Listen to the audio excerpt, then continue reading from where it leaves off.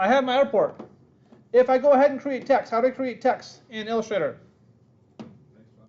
Text box, one of the tools, the T tool, text box tool. Select and drag. Someone give me a word or a phrase. Awesomeness. Okay, so I can make my text. I added a little bit to it after such an amazing quote. So, yes, yes. I create my text. I do what I want with it. Let's make it a certain size. Create my text in a certain way. Once I have my text here, this is text. Texts are vectors. Texts are vectors. It's a font is a vector shape that can enlarge or small, and you still have high quality regardless of the size of the text. The problem with text with vectors is we can't modify them as fonts per se. So let's create, we have our awesomeness. So let's go a little bit smaller here. Let's go 100. And not quite. Let's do the 72. So I create a certain shape. I can choose the font I want. Let's do something a little more exciting than that. Yeah, that's a great font. That'll look cool. But I can't do anything with it at this point. So if I want to modify this, like change the paths, change the shapes, structure it totally different, apart from being a font, I have to break it from being a font. That's called create to outlines, or basically trace the outline of the text. So if I have my text box here, if I wanted to, if I had something I wanted to keep that exact font, what I would do is I would alt-click and drag a copy off the way. So now this is still editable text, editable font. This is still editable font, but I want to create this as editable artwork. So I have my backup here in case I want to reference it in the future. I have my artwork that I want to create. I go to my type. From type, I'm going to go ahead and I want to create outlines. I create outlines.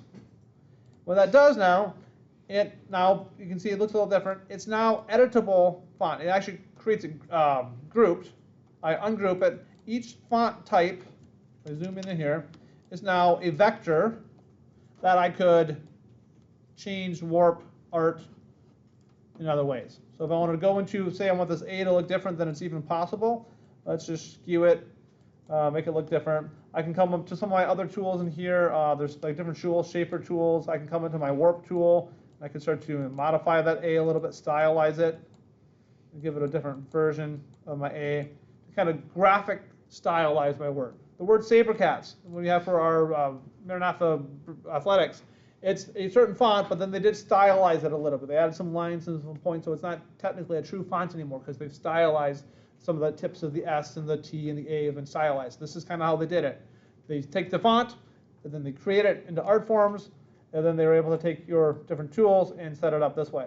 Notice, kind of crucial here, if I want to edit just a particular letter, I can actually select the letter and go to all my special forms like my art or my twirl tool, and I can start to tweak it, but nothing else, ooh, that's really nasty, is getting edited because only that font is selected. If I have nothing selected, like nothing is selected now, and I go to my warp tool, everything gets selected as I touch. So if nothing's selected, everything is editable. If I have only one element selected, like one letter, and I can do all my special warps and swirls and bloats and all whatever stylized, crystallized, and kind of cool. Ooh, yeah. It only affects that color. It's not affecting anything else because that's the only one I've selected. So if nothing's selected, everything is selected. If something's selected, only that selected object will be edited by your special settings. Crystallize, warp, pinch, twirl, whatever.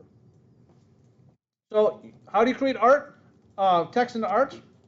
Create outlines. Under type, create outlines. Then it is no longer editable as what we would call a font, a text.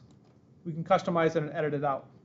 There's two ways to apply that. For one, you can create some really cool looking art, some awesomeness art for sure. You can start to really do some fancy styles and stuff that wouldn't be possible with a typical font. You can start to create art forms with that. Also, sometimes we'll get into the font aspect a little bit. If I'm using a particular type of font, a specialized standard font, a non-standard font, it looks great on my computer. That's because my computer has that font on my computer. If I email this file to someone and they don't have that font installed into their fonts directory, it will substitute to a different looking font. So the fonts are a file that's attached in the Windows side into your Window Fonts folder. But if you have a special font that's not on someone else's computer, they open up your Illustrator file, it will substitute that font and it will look fairly different. So if you want to make sure it's consistent, like you have your outline, and regardless if I have the coolest font in the world ever that they might not have, I can take my font and my editable text, convert to outlines, so when I send it to them, it will open up as a vector shape, not as a font that's having linking problems. So there's two ways to apply that. Art freedom, the ability to create some really cool stuff, and the ability to make sure your font looks good on the other side and you send it to somebody else is another option. I like and I recommend you create that backup copy somewhere here. If you have something cool, you've done all that work, you did in the font choices and the style, the font. Now this is still editable text. You make a copy just off your artboard. You don't have to necessarily, but that's just a good step and good practice and best handling of your Illustrator text. Questions?